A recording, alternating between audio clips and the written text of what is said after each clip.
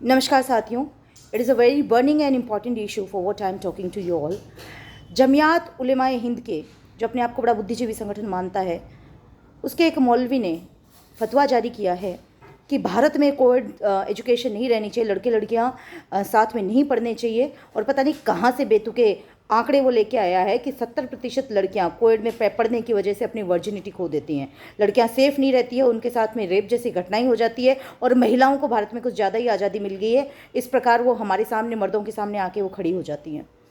तो मेरा शिक्षाविद होने के नाते, एक सामाजिक कार्यकर्ता होने के नाते भी मैं इसमें मेरा पक्ष रखना चाहूँगी कि इस प्रकार की संकीर्ण, गिरी हुई और मैं तो कहूँगी विकृत मानसिकता वाले लोगों को, जो अपने आप में यहाँ भारत में तालिबानी भाषा इस्तेमाल कर रहे हैं, मैं एक जवाब देना चाहूँगी कि तुम कौन सी महिला सुरक्षा की बात कर रहे हो।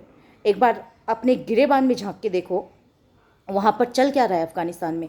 आई वॉज शॉक्ड टू सी कि एक महिला ने हिजाब नहीं पहना है और वहाँ पर कुछ अपने आप को अल्लाह के सैनिक मानने वाले आतंकवादियों ने उसको सर में गोली मार दी और ऑन द स्पॉट वहीं ख़त्म कर दिया।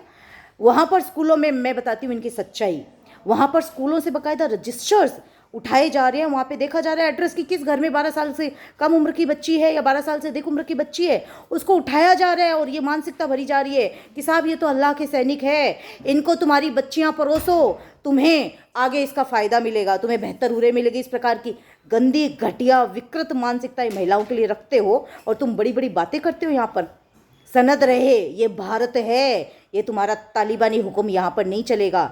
तुम महिला, जिस महिला का अपमान कर रहे हो, तुम्हें सनद रहे कि ये भारत है जहाँ पर 50% आबादी महिलाओं के मात्र शक्ति की है। अरे अपने आप को कबीलाई संस्कृति के जैसे 1000 साल पुराने जैसे तुम आपस में लड़ते रहते हो, आपस में कुत्तों के जैसे लड़ते रहते हो। अरे जरा उन यूरोपियन देशों को देखो जहाँ पर महिला और पुरुष का बराबर का दर्जा है, उन्होंने कितनी तरक्की करी है, कितने इनोवेशन तुम लोगों ने कर लिए भाई।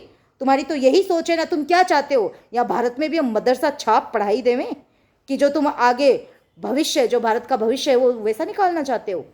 हाँ, तुम आतंकवादी बनाना चाहते हो बच्चों को। क्या तुम घर पे भी बच्चे बच्चियों को अलग रखते हो? तुम्हारे तुम्हारे जो पैदा किए हुए लड़के अलग रहेंगी सब यहाँ पे, इस कमरे में पुरुषों का, लड़कों का जाना वर्जित है। क्या ये ऐसा फतवे घर पे भी जारी करते हो क्या? ऐसी गंदी, गिरी हुई, ओछी मानसिकता यहाँ पर नहीं लाना है। तुम्हें अगर ऐसी मानसिकता का रहना है तो तुम वहीं पर जाओ। यहाँ भारत में तुम जैसे मानसिकता वाले लोगों की बिल्कुल भी जगह नहीं है। मातृ शक्ति का अपमान करने से पहले 1000 बार सोच लेना। ये मातृ शक्ति है। यहाँ पर हमें आंखों में हया है, शर्म है, हमें किसी बुर्के के पीछे छुपने की ज़रूरत नहीं है। यहाँ पर महिलाओं का सम्मान किया जाता है। ये देश दुर्गा का देश है, ये देश लक्ष्मीबाई का देश है। यहाँ पर हमें छुपने की आवश्यकता नहीं है। अतः तुम्हारे मुंह से तुम इस प्रकार की तो बातें ही मत करो। और मैं, जो इस भारत में रह रहे मेरे मुसलमान भाई हैं, मैं आज उनसे भी अपील करना चाहूँगी कि इस प्रकार की मानसिकता के जो लोग इस प्रकार की गंदे फतवे जारी करते हैं, उन पे एक्शन लो और उनके अगेंस्ट आप भी एक फतवा जारी करो जो आपके यहाँ पर, आपके देश में रह के और आपकी माँ बहन बच्चियों का सम्मान नहीं कर सकता है, उनको बराबरी का दर्जा देना का तो दूर, उनको वो समानता से देख तक नहीं सकता है। क्योंकि ये भारत है, ये आपका अफगानिस्तान या तालिबान नहीं है, ये आपका अरब देश नहीं है जहाँ पे महिलाओं के साथ में तुम शोषण करते हो, जहाँ पर वो सोचती है कि काश मैं महिला नहीं होती, मैं बेटी नहीं होती। उनको 2-2 कौड़ियों में बेचते नहीं हो, सरेआम चौराहों पर उनकी नीलामी, उनकी बोलियां नहीं लगाते हो। इसलिए ऐसे जो अपने आप को शिक्षाविद मानते हैं, ऐसे संगठन, उनके आकाओं, उनको मैं ये 2 टुक कड़े शब्दों में कहना चाहती हूँ कि मातृ शक्ति का अपमान करने से पहले 1000 बार सोच लेना। कहीं सड़कों पे हम लोग निकल गए तो तुम्हें जवाब देना भारी पड़ जाएगा।